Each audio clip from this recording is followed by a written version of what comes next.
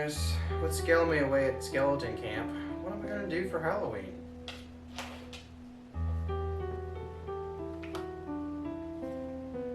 Ju-on for the Wii. Why not make myself more miserable?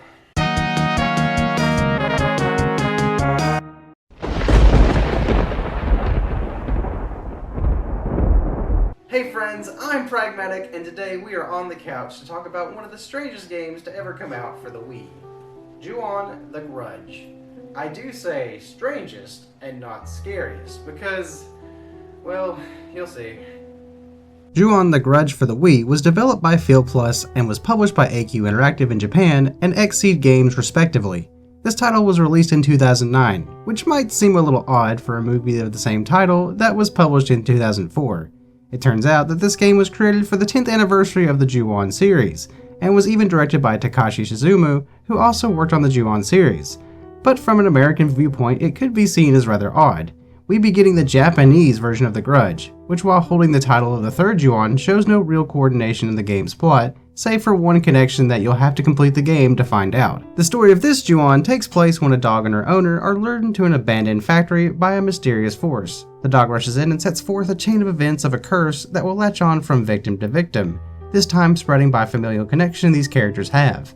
There are a total of 5 episodes to get through, and each one of them is played out by a different family member. You'll have to navigate them through apartment complexes, hospitals, work offices, and more to try and escape the attacks of Kayako and other malicious forces. The game describes itself as a haunted house simulator, which I find rather odd because in my many experiences with haunted houses, not once did I die in them. It could better be described as your typical horror playthrough, with horror in quotations because this game's dependence on jump scare tactics will probably do little to scare you.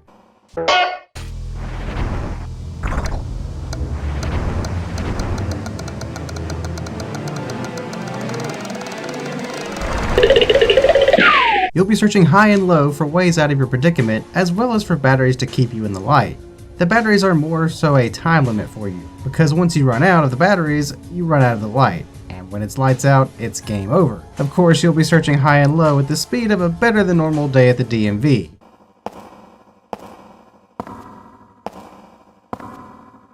Yeah, this is seriously as fast as you can move, unless you're in the QTE prompt, which happens fairly regularly. In typical Wii fashion, your view is based on how you move the Wiimote, which is to say, not well.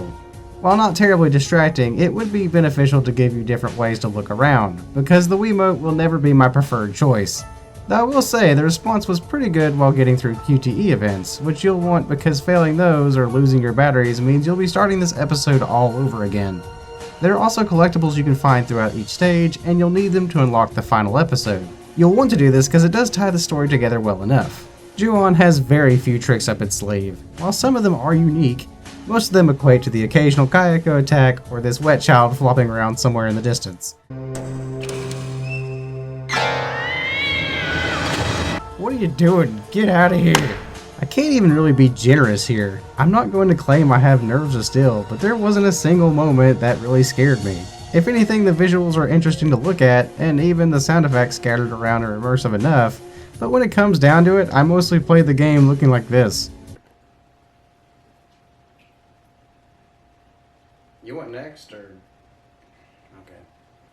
Countless doors throughout the levels and a sluggish pace can't hide the fact that this game can be wiped out in about 2 to 4 hours, and that's if you don't know what you're doing. Each episode is only so long, and for a total of 5 episodes, you're in for a pretty short ride.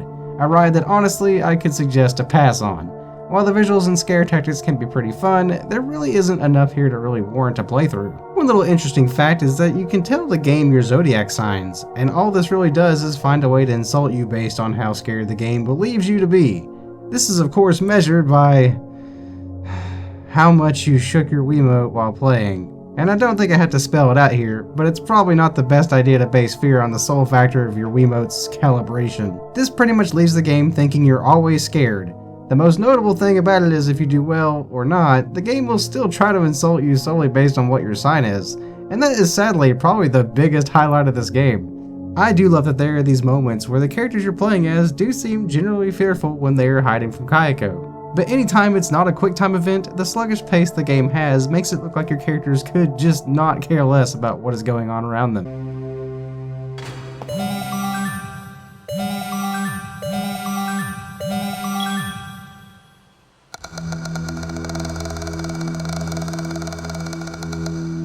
Like, screw off, child. I've got packages to deliver. Oh god, how terrifying. Who left this battery out here? Ah, Jesus. This graffiti is everywhere. Get off me, you little harlot. Pulling anything positive for this game doesn't leave you with much, but I can honestly say that the story isn't the worst thing I've ever witnessed. But to be frank, if you don't get all the collectibles and finish up the last part of the story, then there is barely any plot at all. You really need that last episode to tie it all together and honestly make sense of it all. But when it comes down to actually playing through or replaying through episodes, finding batteries and hoping you have enough time to figure out where all these pieces are, it's hard to say if it's worth it.